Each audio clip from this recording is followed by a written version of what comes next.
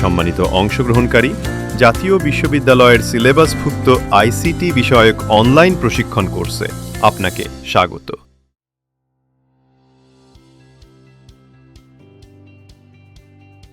এই পার্ট শেষে আমরা ফ্রিল্যান্সিং মার্কেটপ্লেস ফাইভারে গিগ বা সার্ভিস পাবলিশ করতে পারবো।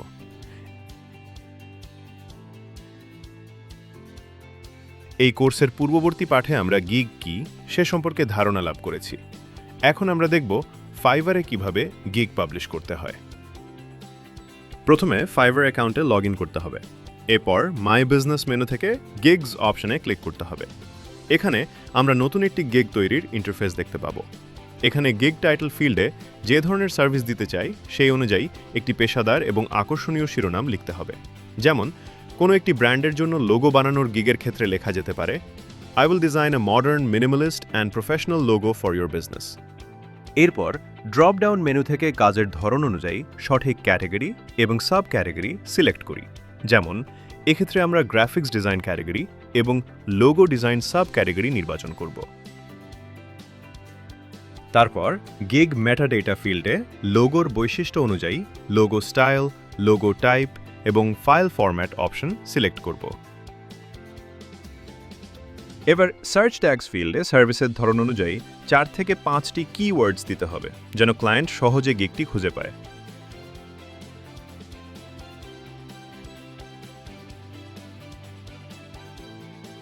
এখন টার্মস অফ সার্ভিসে টিক চিহ্ন দিয়ে সেভ অ্যান্ড কন্টিনিউ বাটনে ক্লিক করি।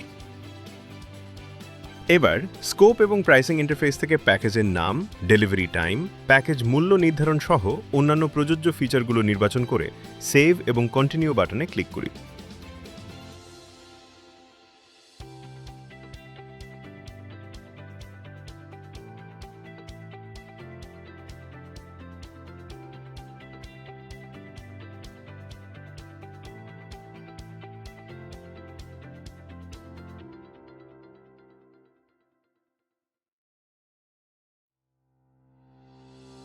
ডিসক্রিপশন ইন্টারফেসে গিগ সম্পর্কে বিস্তারিত বর্ণনা লিখতে হবে। যেমন এখানে আমরা স্ক্রিনে প্রদর্শিত বর্ণনাটি লিখতে পারি। সেভ অ্যান্ড কন্টিনিউ বাটনে ক্লিক করে রিকোয়ারমেন্ট ইন্টারফেসে প্রবেশ করি।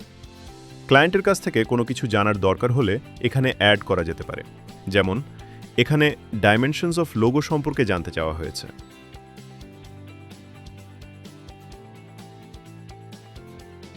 গ্যালারি ইন্টারফেসে ক্লায়েন্টকে আকৃষ্ট করার জন্য পূর্বে তৈরি করা কিছু স্যাম্পল লোগোর ছবি, ভিডিও বা ডকুমেন্ট ট্যাগলাইন সহ সংযুক্ত করতে হবে।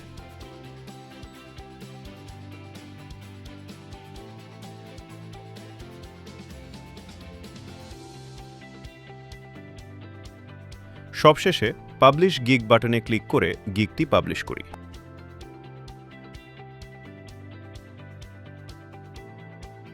তো এখন কি আমরা প্রত্যেকে একটি পেশাদার ও আকর্ষণীয় গিগ তৈরি করে পাবলিশ করতে পারবো? চলুন শুরু করি। এই পার্ট শেষে আমরা জানলাম যে কিভাবে একটি গিগের জন্য প্রাসঙ্গিক শিরোনাম লিখতে হয়, কিভাবে সংক্ষিপ্ত কিন্তু যথার্থ ডিসক্রিপশন লিখতে হয়, কিভাবে নির্দিষ্ট নিশের গিগের জন্য সঠিক ক্যাটাগরি ও সাব ক্যাটাগরি নির্বাচন করতে হয়, কিভাবে ডেলিভারি টাইম এবং প্যাকেজ মূল্য নির্ধারণ করতে হয়, এবং কিভাবে স্যাম্পল লোগোর ছবি, ভিডিও বা ডকুমেন্ট সংযুক্ত করতে হয়।